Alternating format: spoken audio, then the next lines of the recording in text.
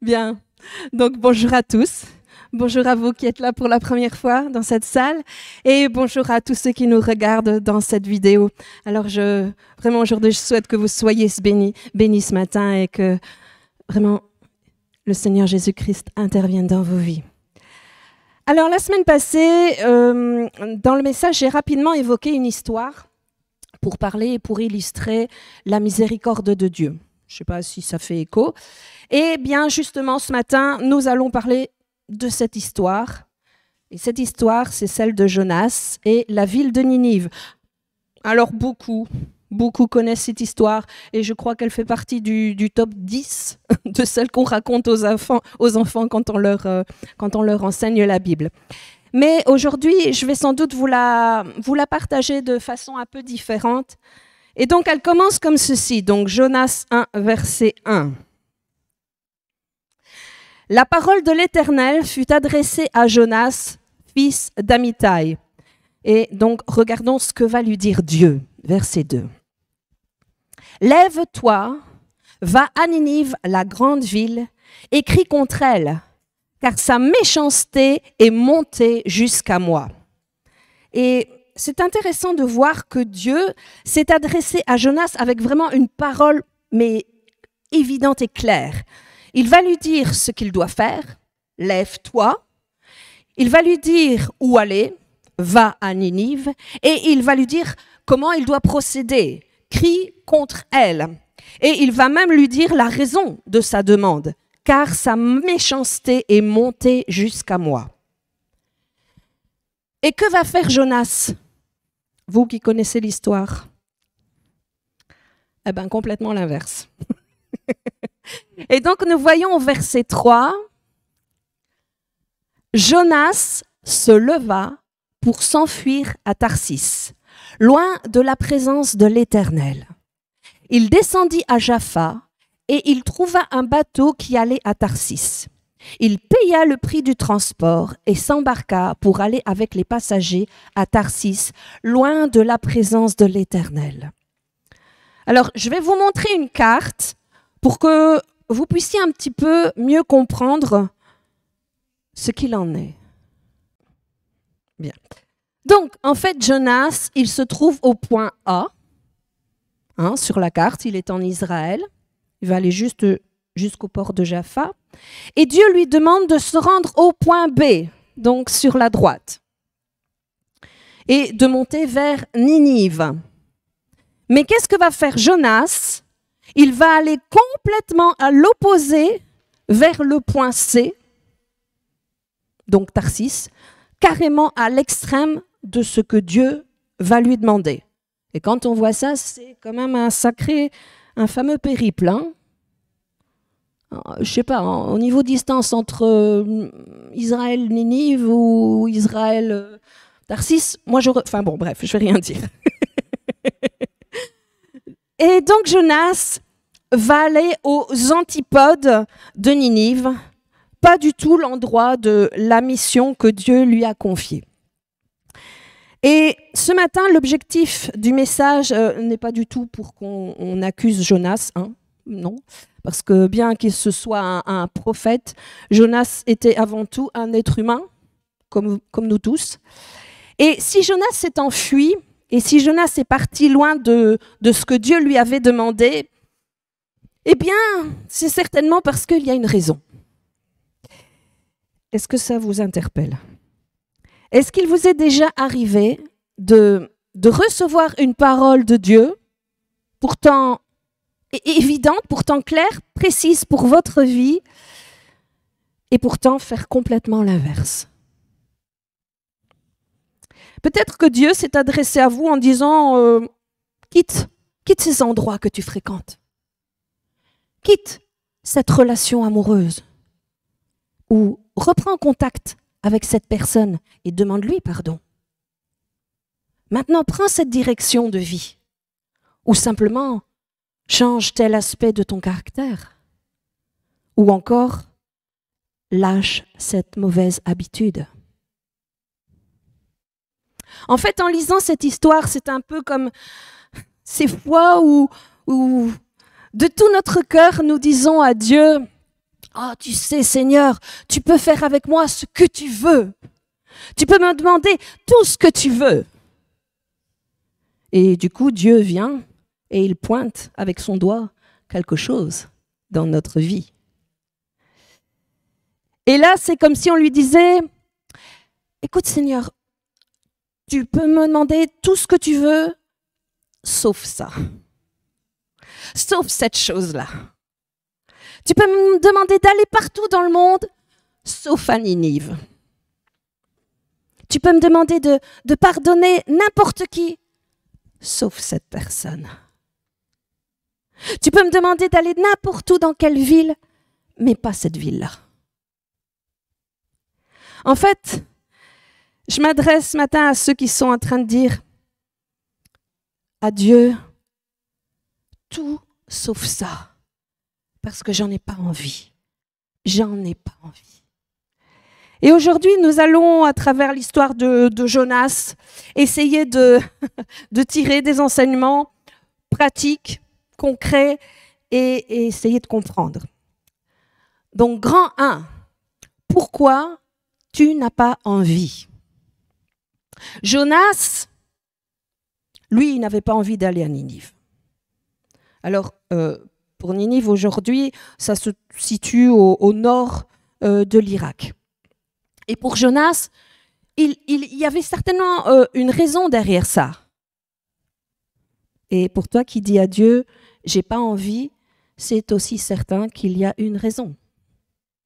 Et donc aujourd'hui, j'aimerais qu'ensemble, nous puissions aller chercher les racines, creuser et essayer de comprendre pourquoi. C'est quoi ton Ninive à toi aujourd'hui? Alors nous allons essayer de faire un peu le diagnostic de ta non-envie. Qu'on puisse à travers les signes, à travers les symptômes, ouvrir ensemble les hypothèses. Alors la première hypothèse, c'est peut-être que Ninive, c'est ce que tu ne veux pas affronter par peur. Parce que regardez ce que dit la Bible. Donc Jonas 1, verset 2, il dit « Lève-toi, va à Ninive, la grande ville, et crie contre elle, car sa méchanceté est montée jusqu'à moi. » Lorsque l'Éternel s'adresse à Jonas comme ça, je me dis, et si Jonas avait tout simplement peur? La Bible nous dit que Ninive était une grande ville. Et il devait y aller tout seul. Et crier. Pas parler, mais crier. Et pas contre une seule personne, mais contre tous les habitants de cette ville. Alors, ouais, peut-être que c'était impressionnant et intimidant. Et que Jonas, il se disait, écoute Seigneur, là, tu m'envoies au casse-pipe. Hein. Et si vous faites des recherches, vous verrez que Ninive, c'était la capitale de l'Empire assyrien. C'était un des plus forts, un des plus puissants et plus cruels empires du Proche-Orient. Ninive, c'était un ennemi d'Israël, et Ninive était connue dans sa réputation d'une violence extrême, de massacres, de tortures, de déportations. Alors, donc, si simplement c'était juste parce que Jonas avait peur qu'il n'avait pas envie. Et pour toi aujourd'hui, si tu n'as pas envie et que tu ne souhaites pas écouter cette parole claire et pourtant précise de Dieu, c'est que simplement, tu as juste peur. Mais mes amis, j'aimerais vous dire quelque chose. La peur, et écoutez bien, la peur a été créée par Dieu. Oui, oui. Oui, c'est un système d'alarme, un mécanisme de survie qui alerte d'une menace potentielle et donne une réaction rapide et l'adrénaline que cela génère donne l'énergie pour fuir ou se battre. La peur au départ, elle est bonne, mais la peur doit rester un indicateur et pas devenir un maître. Initialement, la peur avait pour objectif de t'aider à compter encore plus sur Dieu et non pas te pousser à le fuir. Vous comprenez ça? Et puis on peut se demander aussi si avec la peur, il n'y avait pas un sentiment de honte. Qu'est-ce que vont dire les autres si j'obéis à cette parole? Vous savez, les Israélites et les Ninivites, il y avait un passif. Et peut-être que Jonas se disait, mais si j'y vais chez ces gens-là, que vont penser les membres de ma famille? Que vont penser mes amis? On va me prendre pour un traître. Aller dans le camp de l'ennemi. On va croire que je pactise avec l'ennemi. Et pour toi aussi, peut-être que le fait que tu n'as pas envie d'obéir, c'est juste que tu te dis, mais que vont penser les autres? Qu'est-ce qu'on va dire de moi? Qu'est-ce qu'on va dire de moi dans ma famille, dans mon travail, dans mon club? Qu'est-ce qu'on va dire de moi sur les réseaux sociaux? Et peut-être que c'est ça pour toi et que tu te dis, mais Seigneur, j'ai pas envie. Alors, je te pose cette question. Quel est le regard auquel tu accordes le plus d'importance? Est-ce que c'est celui de tes proches? Est-ce que c'est celui de ta famille, de tes amis? Ou est-ce que c'est celui de Dieu? Mes amis, que le regard des autres ne vous pousse pas à vous éloigner de celui de Dieu. Donc, première hypothèse, la peur. Deuxième hypothèse, en fait, peut-être que cela paraissait trop difficile pour Jonas. Ben oui, quand nous lisons le verset 3, il est dit « Or, Ninive était une immense ville qu'il fallait 3 jours de marche pour en faire le tour. » On voit ça dans Jonas 3.3. Seigneur, ok pour marcher 10 km. Ok, jusque-là. Ok pour marcher 1 heure ou 2. Mais 3 jours? Oh mon Dieu, c'est trop dur. Est-ce que c'était la raison de Jonas? Est-ce que c'est ta raison? Peut-être que ce que Dieu te demande en soi, ça va. Mais tu penses tellement à tous les efforts que tu vas devoir mettre en place pour le faire, et ça, alors tu dis, non, je peux pas. Alors, ça peut être des efforts que tu dois faire, des efforts pratiques, des efforts physiques, mais ça peut être aussi des efforts dans ton cœur. Seigneur, tu me demandes d'aller vers cette personne, ok, mais tu t'imagines pas, tu réalises pas tous les efforts dans mon cœur que je vais devoir faire pour y arriver. Alors, oui, ça peut être un effort physique, un effort dans ton cœur, mais ça peut être aussi un effort financier. Oui, Seigneur, tu me demandes de lâcher ce petit boulot que j'ai pris en plus pour boucler mes fins de mois, pour être plus disponible et d'être là pour toi. Ok, Seigneur, mais tu vois pas ce que ça va impliquer dans mes finances. Alors, question. As-tu l'impression que ce que Dieu te demande est au-dessus de tes forces? Prenons ce passage, 1 Corinthiens 10, verset 13. Tu peux mettre en Osterwald, j'ai une autre version. Aucune épreuve ne vous est survenue qui n'ait été humaine. Or, Dieu est digne de confiance.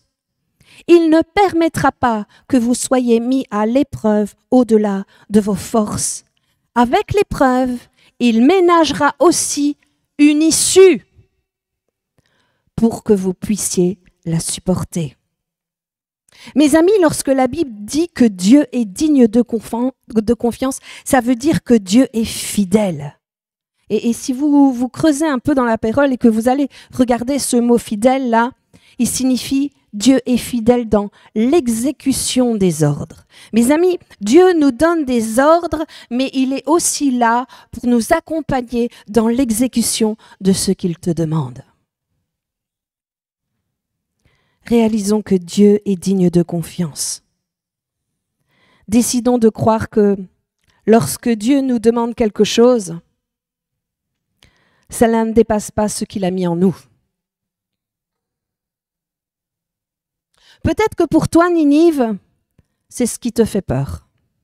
Peut-être que pour toi, Ninive, c'est ce qui te paraît trop difficile. Regardez un peu ce que Jonas va dire. On voit ça dans Jonas 4, verset 2.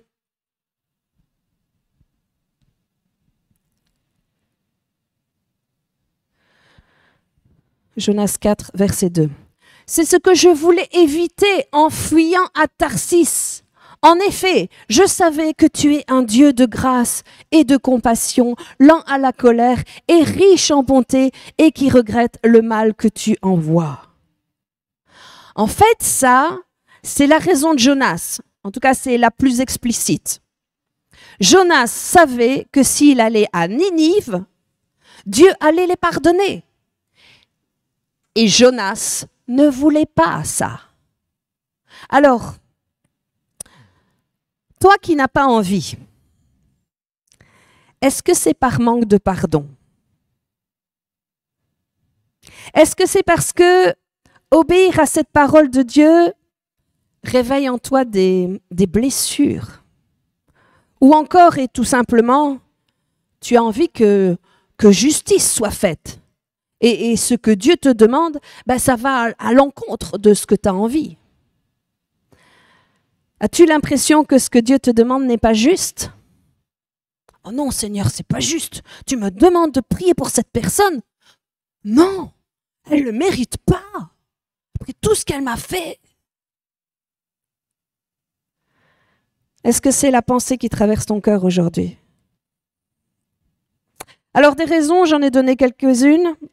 On a ouvert ensemble quelques hypothèses, mais il peut y en avoir encore beaucoup d'autres. Alors peut-être que c'est aussi juste la flemme, je ne sais pas. Mais prenons le temps de réfléchir à ce qui nous bloque, ce qui nous empêche d'obéir à ce que Dieu nous a dit. Cherchons les raisons profondes, cherchons les épines, les racines, et enlevons ces épines qui nous empêchent d'avancer vers le projet de Dieu pour notre vie. Pourquoi tu n'as pas envie? Ça, c'était la première partie. Et la deuxième partie, c'est jusqu'où es-tu prêt à aller? En fait, le livre de Jonas nous enseigne une vérité fondamentale. C'est que fuir la volonté de Dieu n'est jamais sans conséquence. Si. Ignorer ce que Dieu met en lumière dans ton cœur, ça peut te paraître plus simple d'occulter, d'ignorer. Mais je peux vous garantir une chose, ça va ne faire qu'aggraver ta situation. Regardez, Jonas 1, verset 3. Jonas se leva pour s'enfuir à Tarsis, loin de la présence de l'Éternel. Il descendit à Jaffa et il trouva un bateau qui allait à Tarsis. Il paya le prix du transport et s'embarqua pour aller avec les passagers à Tarsis, loin de la présence de l'Éternel. Quand on lit ça, il y a quand même quelque chose qui nous interpelle. Il paya le prix du transport. En fait, quand on observe la carte que j'ai mise, et on l'a vu tout au début, nous voyons que Ninive, allez, oui, c'est peut-être au loin, mais Ninive, c'est sur la terre, c'est terrestre. Et là où Jonas est parti, il a dû prendre un autre moyen que celui que Dieu avait prévu pour sa vie. Et il a payé un prix qu'il n'aurait pas dû payer. Alors j'aimerais vous dire que fuir la volonté de Dieu coûte parfois plus cher que de lui obéir. Non, désobéir, ça n'est pas rentable. Fuir la volonté de Dieu, c'est pas payant. Quand Dieu dit à quelqu'un, non, cette personne-là que tu fréquentes, ce n'est pas la bonne personne pour toi. Sachez une chose, c'est que vous allez y gagner de suivre son conseil. Vous allez gagner du temps, vous allez préserver vos finances, vous allez y gagner en blessures en moins et des états d'âme en moins. Et pour ceux qui sont très consciencieux, sérieux et pragmatiques, j'ai envie de vous dire, écoutez Dieu est le meilleur des investissements. Le meilleur des investissements pour votre vie, c'est écouter Dieu. Alors posez-vous cette question. Est-ce que fuir ce que Dieu me demande, est-ce que cela en vaut vraiment la peine? Est-ce que ça en vaut vraiment le coup? Bien, on va continuer avec Jonas. On est toujours dans Jonas 1 au verset 4 maintenant. Mais l'Éternel fit souffler sur la mer un vent impétueux, et il s'éleva sur la mer une grande tempête. Le navire menaçait de faire naufrage. Les mariniers eurent peur. Ils implorèrent chacun leur Dieu et ils jetèrent dans la mer les objets qui étaient sur le navire afin de le rendre plus léger. Jonas descendit au fond du navire, se coucha et s'endormit profondément. Le pilote s'approcha de lui et lui dit « Pourquoi dors-tu ? Lève-toi, invoque ton Dieu.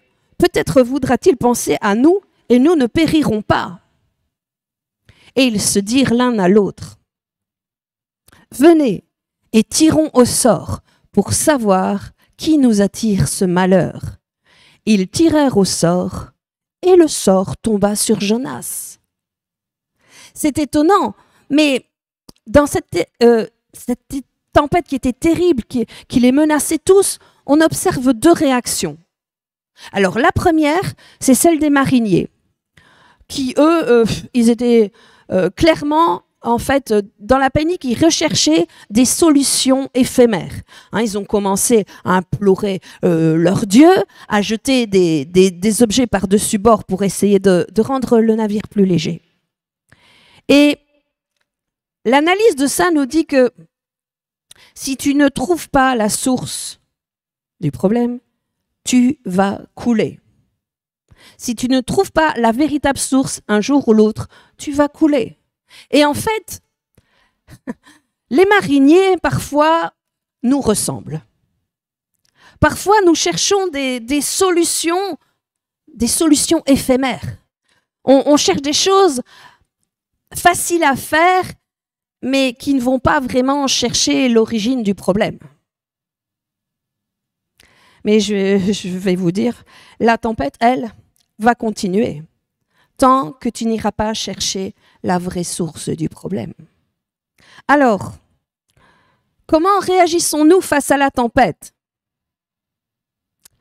Ce que nous devons faire, nous devons regarder dans les yeux la vraie source, et la traiter, l'aborder et l'affronter. Les mariniers, eux, ils ne connaissaient pas Dieu, alors ils vont tirer au sort. Mais nous, si nous connaissons Dieu, nous devons lui demander de mettre en lumière la vraie source. Dieu est capable de nous la montrer par son Saint-Esprit. Amen. Quand je lis cette histoire, je ne peux pas m'empêcher de penser aussi à celle de Jésus dans la tempête, dans la barque avec ses disciples. On voit que là aussi, les disciples, ils ont commencé à s'inquiéter, ils se sont agités, à essayer de trouver aussi des solutions. Et franchement, moi, je crois que moi aussi, si j'avais été dans cette situation, je serais peut-être en train d'essayer de découper l'eau de la barque. Mais Jésus, lui, il va toujours chercher la source. Et il s'adresse au vent. Pourquoi? Parce que Jésus sait que si le vent se calme, alors la mer se calme. Et si la mer se calme, il n'y a plus de tempête. Et il n'y a plus d'eau qui entre dans la barque. Et s'il n'y a plus d'eau qui entre dans la barque, il n'y a plus de danger. Jésus va toujours chercher la source et l'origine du problème. Et c'est ce que nous devons faire nous aussi. On ne doit plus chercher des solutions éphémères, des solutions à court terme, des solutions qui ne tiendront pas. Alors Alors, on va continuer et on va voir la deuxième réaction. Regardez la réaction de Jonas maintenant. Alors lui, clairement, il est dans le déni. Et nous? Jusqu'où sommes-nous prêts à aller? Je voudrais vous dire, eh bien, si nous ne sortons pas de notre sommeil, nous allons couler. Les mariniers eurent peur. Ils implorèrent chacun leur Dieu et ils jetèrent dans la mer les objets qui étaient sur le navire, afin de le rendre plus léger. Jonas, lui, descendit au fond du navire, se coucha et s'endormit profondément. On en parle de sa réaction, là? Elle est vraiment tout autre. Mais on peut se rendre compte que ce sommeil, ce n'est pas un simple repos. Et quelque part, est-ce que ce n'est pas une façon de refuser, d'accepter la réalité? Et dans cette situation, c'est comme si Jonas était devenu complètement sourd à la voix de Dieu. Au travers de tout ça, Dieu essayait d'interpeller Jonas. Il essayait de l'interpeller avec cette mer agitée. Il a essayé de l'interpeller avec le tirage au sort qui tombe sur lui.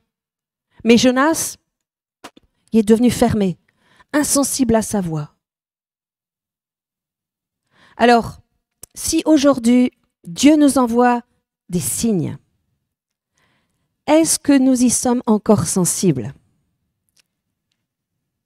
Notre réceptivité, notre aptitude à recevoir les signes de Dieu, mes amis, c'est tellement important. C'est une force. Cette sensibilité, c'est ce qui nous permet d'entendre et de voir Dieu. Arrêtons d'être parfois dans le déni et sortons de notre sommeil. Et ouvrons les yeux sur notre situation, parce que sinon, nous allons périr. Et quand je dis ça, je ne parle pas seulement ici d'une mort physique, mais ça peut être une mort émotionnelle, une mort financière, une mort dans nos relations. Nous devons décider urgemment de sortir de notre déni et de traiter ce qui nous fait fuir de ce que Dieu nous demande. On continue, verset 10. Ces hommes eurent une grande frayeur et ils lui dirent « Pourquoi as-tu fait cela ?» Car ces hommes savaient qu'ils fuyaient loin de la face de l'Éternel, parce qu'il leur avait déclaré. Verset 11. Ils lui dirent « Que te ferons-nous pour que la mer se calme envers nous ?» Car la mer était de plus en plus orageuse. Et ce qu'on peut remarquer, c'est que Jonas était insensible à la voix de Dieu, mais Jonas était aussi insensible à la voix des autres.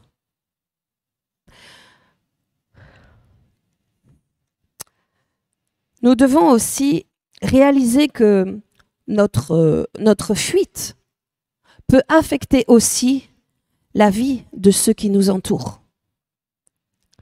Si nous ne traitons pas ce que Dieu nous demande, ça a un impact sur notre famille, ça a un impact sur nos amis, ça a un impact sur notre travail, ça a un impact sur les autres. Si nous fuyons Dieu, ça aura un impact aussi autour de nous. Alors redevenons sensibles aux autres, ceux qui sont autour de nous. Vous savez, parfois, nous l'ignorons, mais certains souffrent de notre silence et de notre éloignement. Autour de nous, certains attendent d'être au bénéfice de ce que Dieu a mis en nous. Mes amis, prenons le temps de considérer, d'ouvrir les yeux, de voir si les autres ne souffrent pas aussi à cause de notre fuite. Ne faisons pas preuve d'égoïsme. On va prendre le verset 12. Il leur répondit, « Prenez-moi et jetez-moi dans la mer, et la mer se calmera envers vous, car je sais que c'est moi qui attire sur vous cette grande tempête. » Alors au début, les mariniers, ils voulaient pas trop, hein, ils voulaient quand même pas faire ça et ils voulaient pas avoir de problème avec Dieu. Et on continue au verset 15. « Puis ils prirent Jonas, ils le jetèrent par-dessus bord. Aussitôt, la mer en furie se calma. Alors l'équipage fut saisi d'une grande crainte envers l'Éternel. Ils lui offrirent un sacrifice et s'engagèrent envers lui par des vœux. » Mais regardez, hein, parce que ce n'est pas la fin de l'histoire de Jonas. Jonas 2, verset 1. « L'Éternel, qui lui est fidèle, qui, lorsqu'on a l'impression que c'est la fin, qui, lorsqu'on se sent coupable ou qu'on a juste envie de mourir, mais lui, c'est pas du tout son désir, il fit venir un grand poisson pour avaler Jonas. Durant 3 jours et 3 nuits, Jonas resta dans le ventre du poisson. Dans le ventre du poisson, il adressa cette prière à l'Éternel son Dieu. Verset 3. « Dans ma détresse, moi j'ai crié à l'Éternel, et il m'a répondu. Oui, du cœur du séjour des morts, j'ai crié au secours, et tu m'as entendu. » Oh, Amen.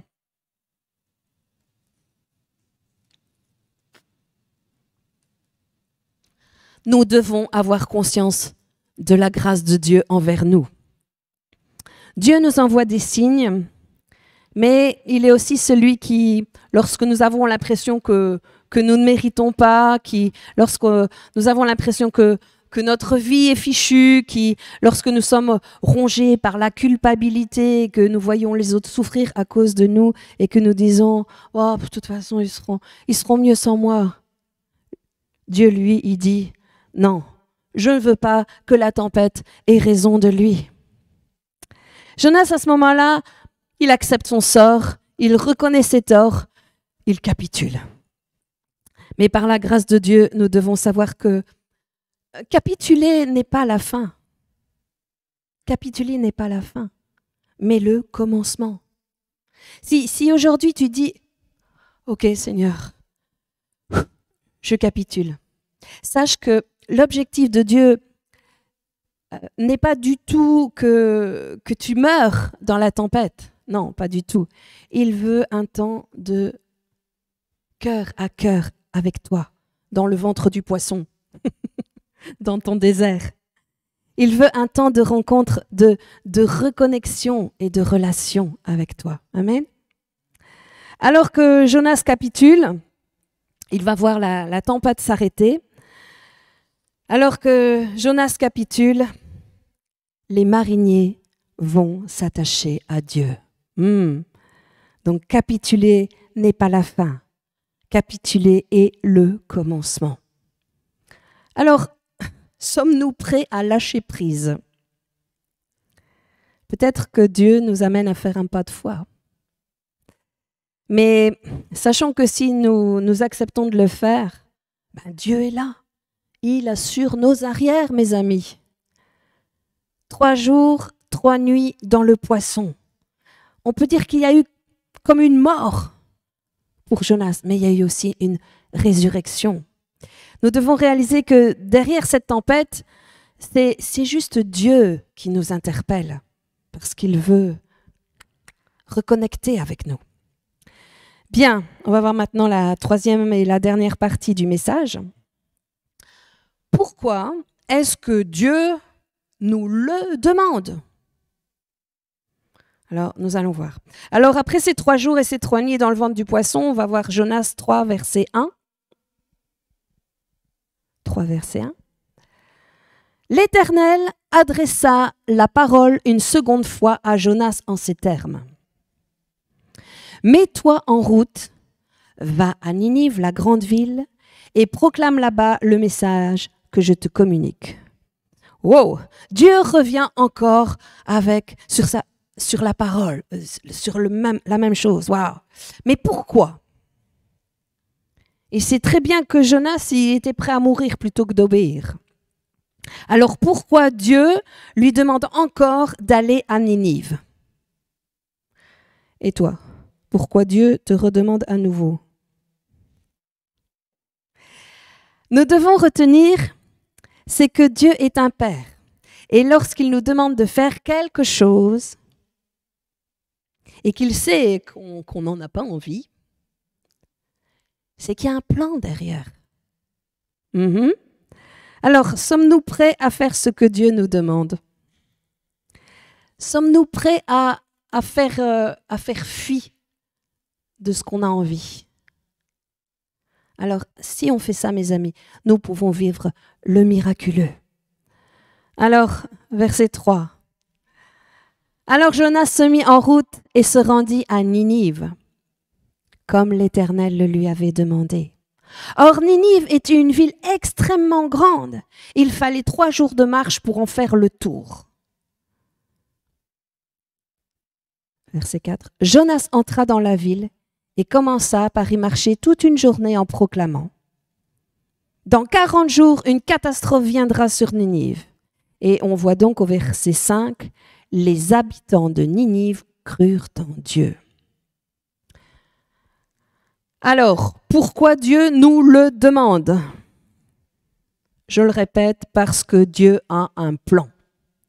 Dieu avait un plan pour Ninive. Après avoir passé ces 3 jours et ces 3 nuits dans le poisson, c'est comme si Jonas avait retrouvé sa confiance en lui. Il a dit, ok, d'accord, j'accepte. Je crois que si tu me demandes d'y aller, c'est parce que tu veux y faire quelque chose.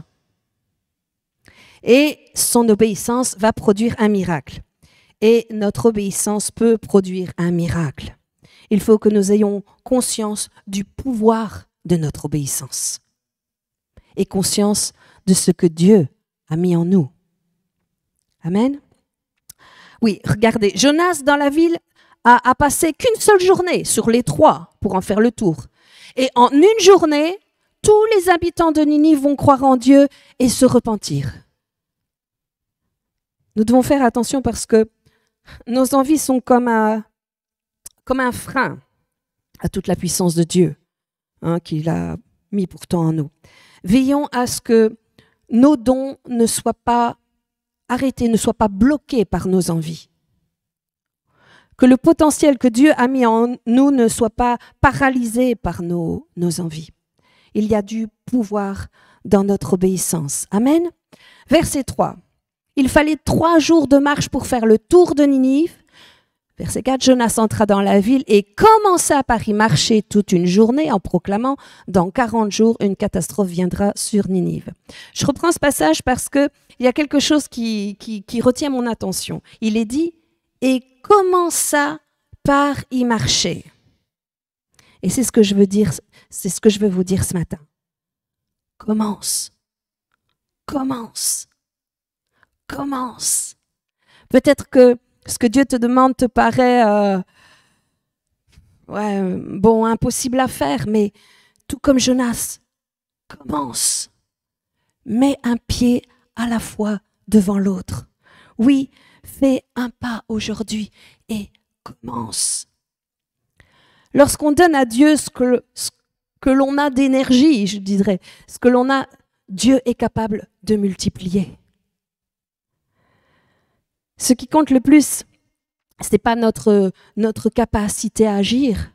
Non, c'est notre capacité à dire oui à Dieu. Qu'est-ce que nous sommes prêts à donner à Dieu pour qu'il puisse multiplier derrière?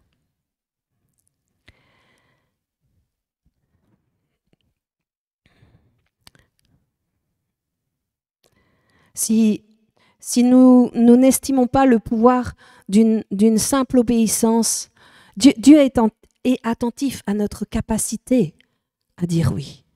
On continue, verset 10, toujours dans Jonas 3.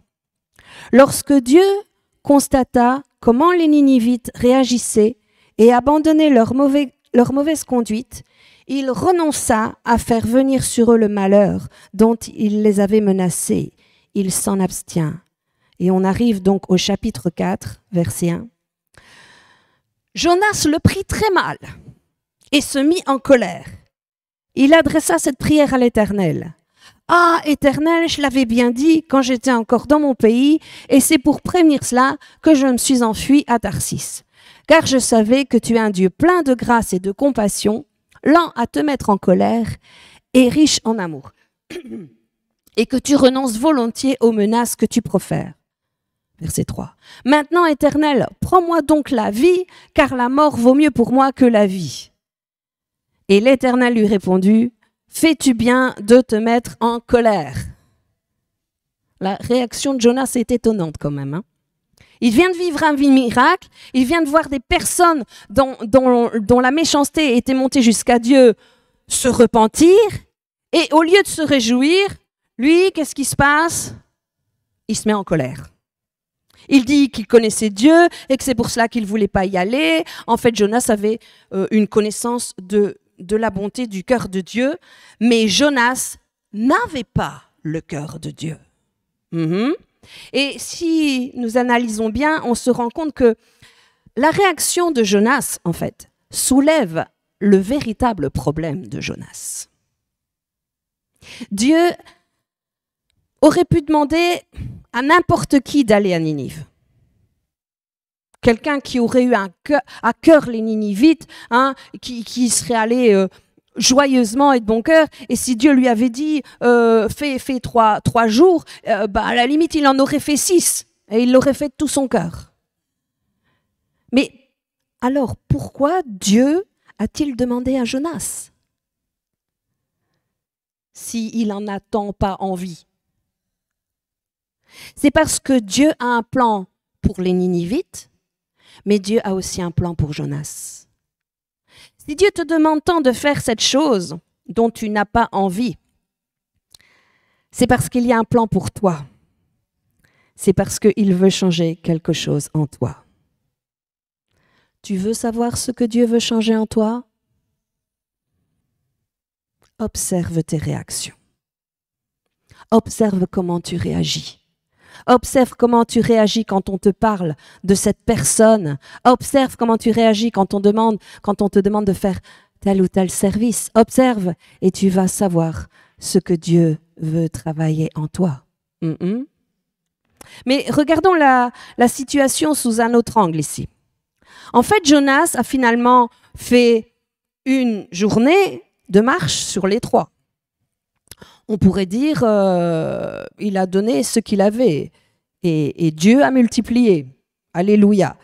Mais on pourrait dire que Jonas a fait juste le minimum syndical. Jonas a obéi, oui, mais est-ce qu'il avait le cœur derrière ça en fait? Peut-être qu'une journée de marche sur 3, c'était juste comme pour dire à Dieu, Dieu, ça fait 2 fois que tu me demandes de faire ça, alors pour que tu me laisses tranquille, voilà, je le fais, mais après, c'est comme un manque d'investissement de soi. Et lorsque Jonas va s'adresser à Ninive, quelque part, il va leur dire que 6-7 mots. Hein. En une journée de marche, il va dire que 6-7 mots. Il va leur dire que le malheur va venir sur eux, mais il ne va pas leur dire comment se repentir. Il ne va pas leur dire combien Dieu est un Dieu de grâce et de miséricorde et de compassion et qu'il est capable de leur pardonner. Non, rien du tout. Et si nous regardons la situation sous cet angle-là, on peut se dire, en fait, peut-être qu'il a agi par égoïsme. Peut-être qu'il l'a fait, encore une fois, par obéissance, mais pas avec le cœur de...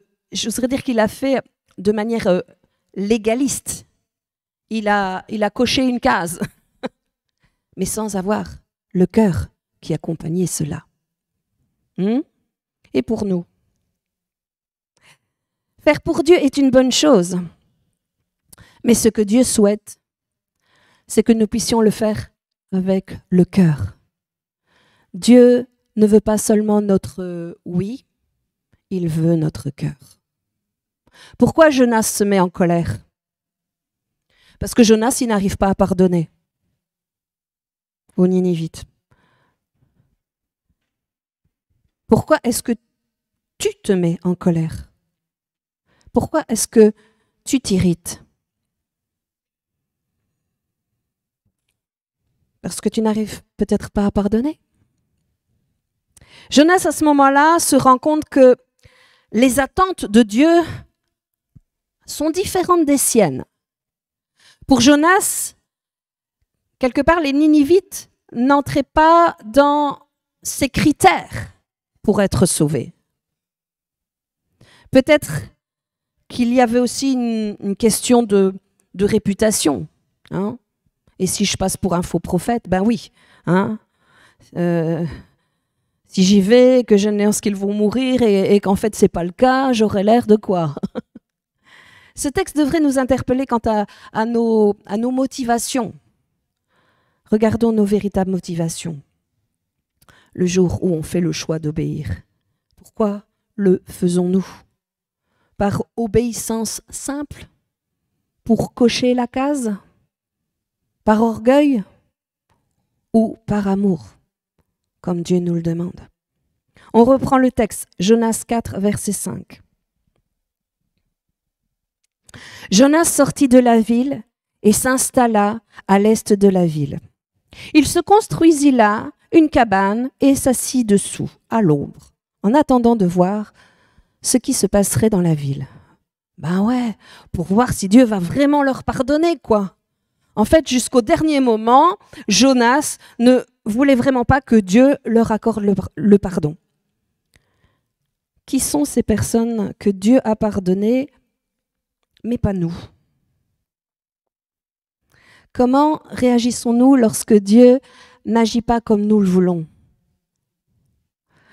Qui sont ceux que nous excluons de la grâce de Dieu? À travers toute cette situation, Dieu ne souhaitait pas seulement l'obéissance de Jonas, mais il voulait aussi transformer son cœur. Dieu voulait que Jonas soit en accord avec ses pensées, même si ça le dérangeait. Alors regardez, Dieu va lui donner encore une leçon. Jonas 4, versets 6 jusqu'à 11.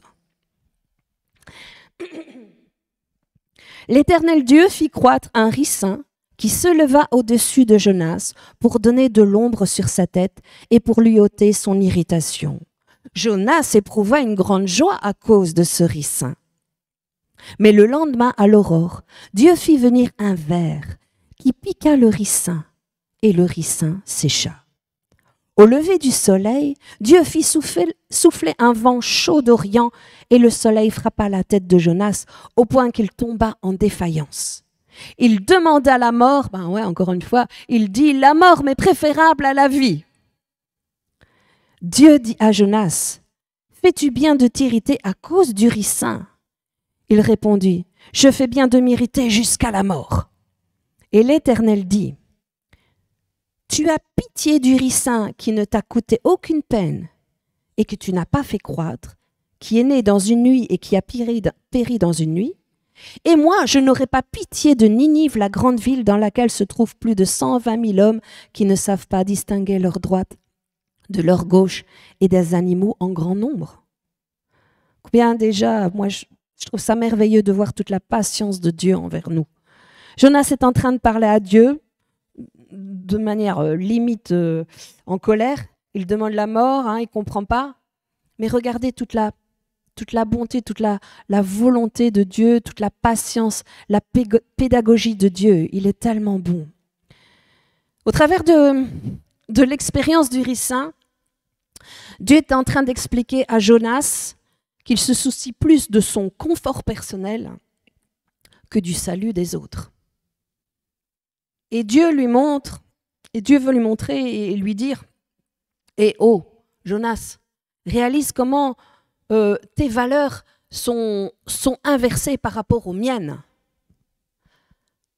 C'est bien de me servir, c'est bien de m'obéir, mais moi, ce que je veux, c'est que tu le fasses avec mon cœur à moi. » Et nous devons aligner nos sentiments avec ceux de Dieu. Nous devons être indignés par ce qui indigne Dieu. Nous devons être attristés par ce qui attriste Dieu. Alignons notre cœur à celui du Père. En fait, ce texte est rempli de moments de tête-à-tête. Le premier tête-à-tête, c'est dans le poisson. où là, Dieu voulait développer l'obéissance, développer la confiance en Jonas. Et là, sous le ricin, c'est encore un moment, un tête-à-tête. Et cette fois-ci, Dieu voulait que Jonas développe son cœur. Alors, on peut aussi imaginer, et si, vous allez me suivre, vous allez voir, et si le ricin représentait aussi Jonas?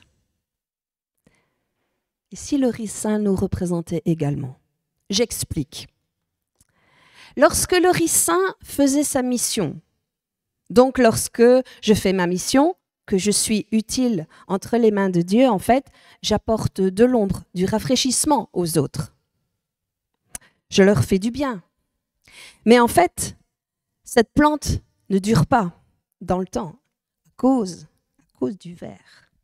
Et ce petit ver, cette racine d'amertume, cette racine de non-pardon, ce ver qui ronge, cette chose à l'intérieur de nous qui nous détruit, qui étouffe tout ce que Dieu a mis en nous et qui nous empêche d'être pleinement utiles entre ses mains,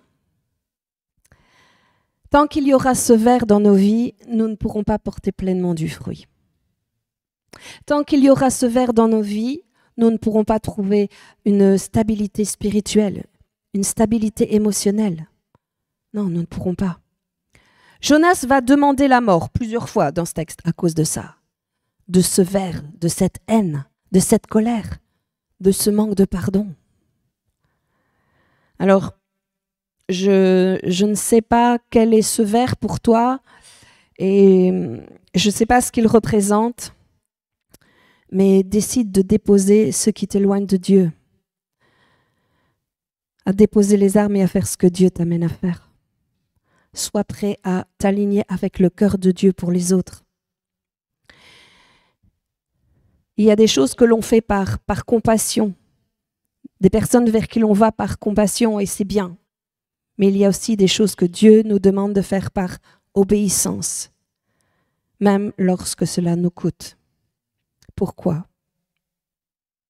Parce qu'il veut changer notre cœur. Dieu aurait pu prendre n'importe qui d'autre que Jonas pour aller à Ninive. Mais il a choisi Jonas parce qu'il voulait traiter quelque chose en Jonas. Il voulait que Jonas réalise son amour inconditionnel. Alors à toi. Ninive, cela te coûte, mais c'est là que tu grandis. Et Dieu désire un cœur à cœur avec toi. Amen. Voilà, c'est ce que je voulais vous amener ce matin. Que cela vous édifie et je vous invite demain pour la réunion.